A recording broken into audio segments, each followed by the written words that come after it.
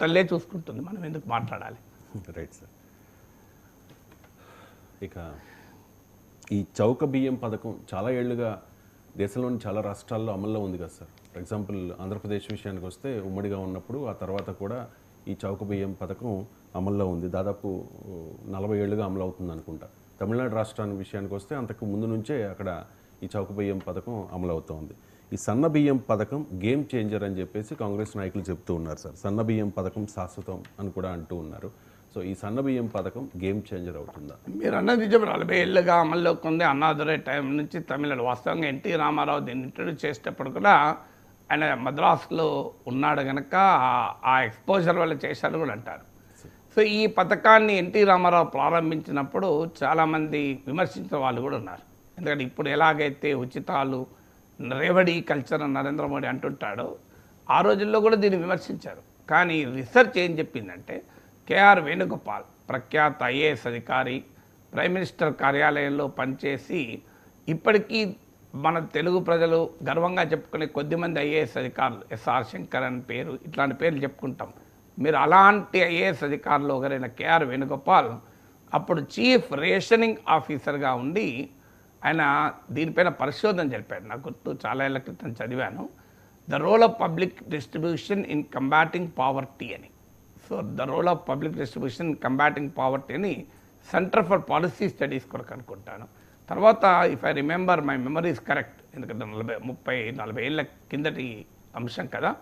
So deliverance from hunger అని Sage publications అది పుస్తక రూపంలో కూడా పబ్లిష్ చేసినట్టున్నారు. సో దాంట్లో ఆయన రీసెర్చ్ ఏం చెప్పిందంటే క్లియర్గా చౌక బియ్యం పథకం ప్రవేశపెట్టాక ప్రజల జీవన ప్రమాణాలు పెరిగాయి, పౌష్టికాహార లెవెల్స్ పెరిగాయి, న్యూట్రిషనల్ లెవెల్స్ పెరిగాయి.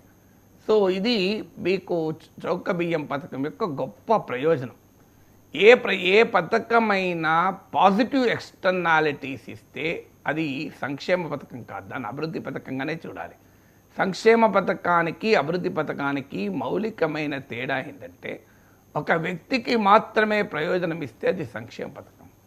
సామూహిక ప్రయోజనాలు ఇవ్వగలిగితే, పాజిటివ్ ఎక్స్టర్నాలిటీస్ ఇవ్వగలిగితే అది అభివృద్ధి పథకం. ఇలా మధ్యాహ్న భోజన పథకం మొదలుపెట్టినప్పుడు ఇలాగే విమర్శించారు.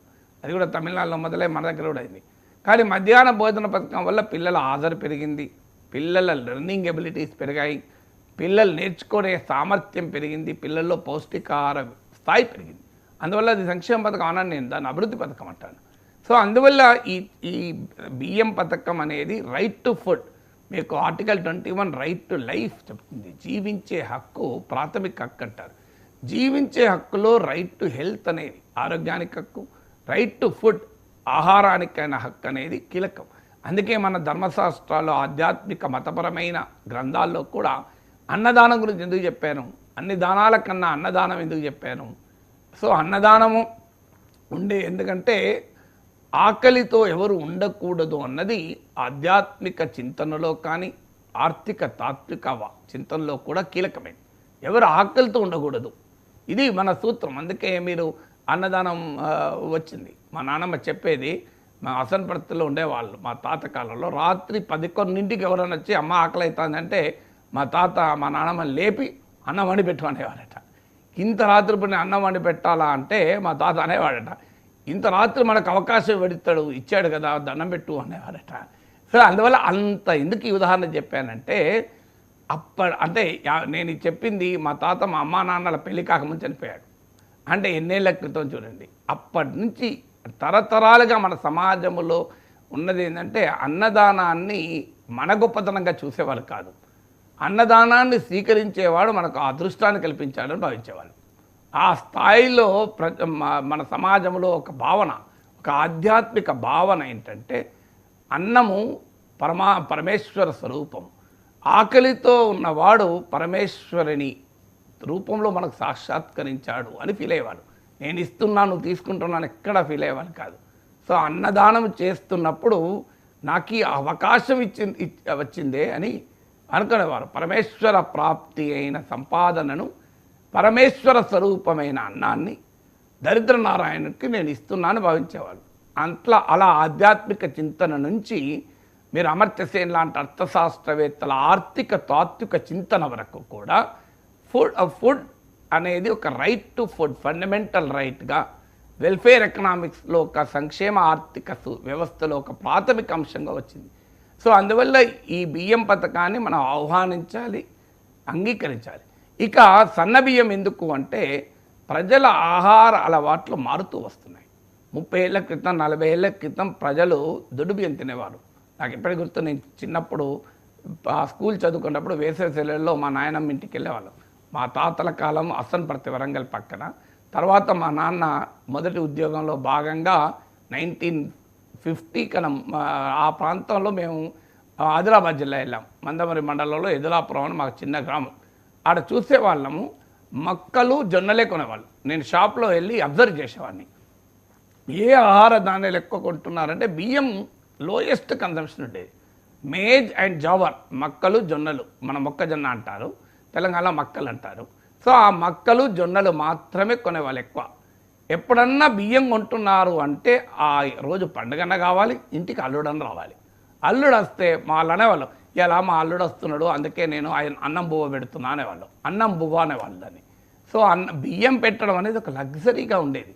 అక్కడ నుంచి స్టార్ట్ అయినటువంటి economic development over a period of time food హ్యాబిట్స్ను మారుస్తూ వచ్చింది. ఫుడ్ హ్యాబిట్స్ మారుస్తూ బియ్యం తినడం మొదలుపెట్టారు. బియ్యంలో దొడ్డు బియ్యం తినడం మొదలుపెట్టారు. ఇప్పుడు ఏమైందంటే పేదలు కూడా దొడ్డు బియ్యం తింటలేరు.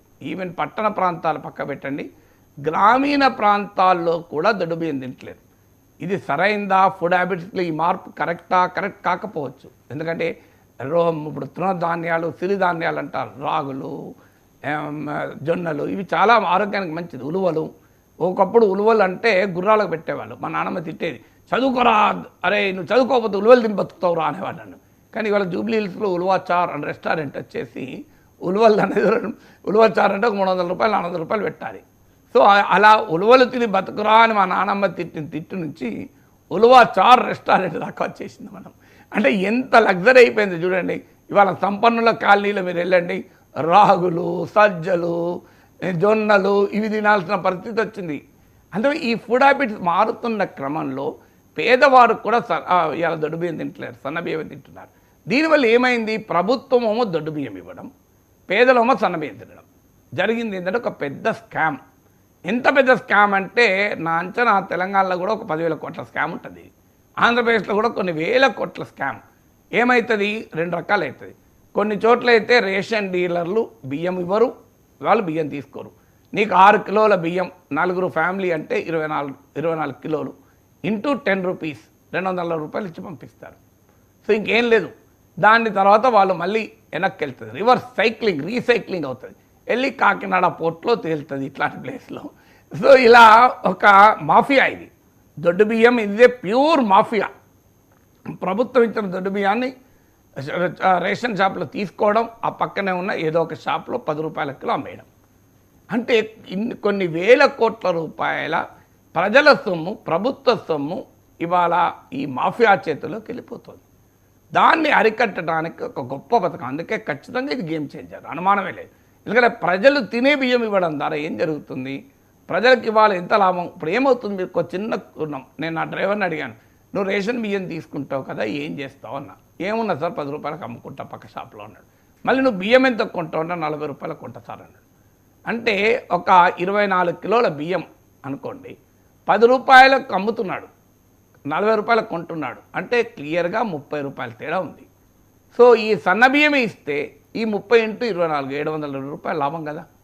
సుమారు 750 నుంచి 1000 రూపాయలు ఒక్క కుటుంబానికి లాభం అంటే అది ఎంత మంచి పథకమో మీరు ఆలోచించాలి. అందువల్ల ఖచ్చితంగా సన్నబియ్యం పథకాన్ని ఆహ్వానించాలి. సన్నబియ్యం యొక్క కల్టివేషన్ కూడా పెరిగింది. మీకు తెలంగాణలో మీరు ఇవాళ పాలమూరులో, మహబూబ్ నగర్లో కూడా బియ్యం పండిస్తున్నారు. ఇవాళ మీరు నారాయణపేట లాంటి ప్లేస్లో కూడా బియ్యం పండిస్తున్నారు. సన్నబియ్యానికి బోనస్ కూడా ప్రభుత్వం ఇస్తుంది. వాస్తవంగా సన్నబియ్యం ఎక్కువ టైం కన్స్యూమ్ చేస్తుంది కల్టివేషన్కు. అందువల్ల it is relatively cost of production ఎక్కువ ఉంటుంది. అందుకే దొడ్డు బియ్యం ప్రభుత్వం కొనేది. ఎందుకంటే దొడ్డు బియ్యం చీప్ అవుతుంది, ప్రొడక్షన్ కాస్ట్ తక్కువ ఉంటుంది. ఇప్పుడు మీరు సన్నబియ్యానికి బోనస్ ఇచ్చి కొనాల్సి వస్తుంది. ప్రభుత్వానికి భారం యాక్చువల్గా సన్నబియ్యం. దొడ్డు బియ్యం కన్నా పోలిస్తే సన్నబియ్యం భారం. ఎందుకంటే ప్రొడక్షన్ కాస్ట్ పెరుగుతుంది. అంటే లాంగర్ క్రాప్ డ్యూరేషన్ ఎక్కువ ఉంటుంది నాకు తెలిసినంత వరకు. సో క్రాప్ డ్యూరేషన్ ఎక్కువ ఉంటుంది కనుక దాని కాస్ట్ ఆఫ్ ప్రొడక్షన్ ఎక్కువ ఉంటుంది. బట్ స్టిల్ ప్రజలు తినేటువంటి ఆహారం ఇస్తే అది ఉపయోగం తప్ప ప్రజలు తినే ఆహారం ఇవ్వకపోతే ఏం లాభం. నేను స్కూల్లో నాకు 8th క్లాస్ నుంచి ఉపన్యాస పోటీలు, వ్యాసరచన పోటీల్లో పాల్గొనేవాడిని.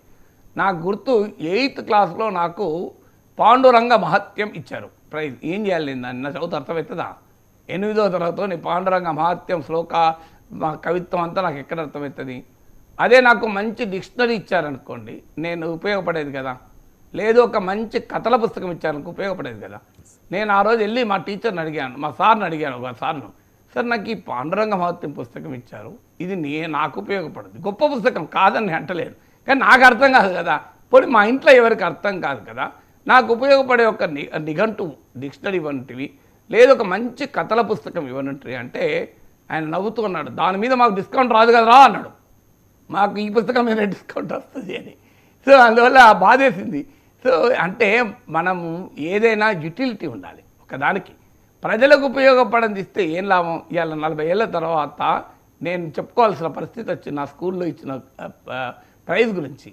సో ఎందుకు చెప్పుకున్నాను? అదే ఆ రోజు నాకు మంచి కథల పుస్తకం ఇచ్చి నేను చదివితే అర్థం చేసుకున్న కథల కవిత్వం కాదు. 8వ తరగతి పిల్లవాడికి సంస్కృతం వస్తుందా?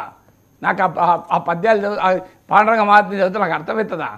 సో ఆ సంస్కృతంలో మళ్ళీ ఉన్నది, అది తెలుగు కూడా కాదు, సగం సంస్కృతం సగం తెలుగు. లేని సమాజానికి మీరిచ్చే సలహాలు ఏంటి? నేను సలహాలు ఇవ్వాల్సిన అవసరం కూడా లేదు. పేదరికాన్ని ఎలా నిర్మూలించాలనే దానిపైన ప్రపంచవ్యాప్తంగా అనేక స్టడీస్ ఉన్నాయి, అనేక పరిశోధనలు ఉన్నాయి, డాక్యుమెంట్స్ ఉన్నాయి, నివేదికలు ఉన్నాయి. మామూలుగా లేవు. పేదరిక నిర్మూలన పైన జరిగినంత రీసెర్చ్ ప్రపంచంలో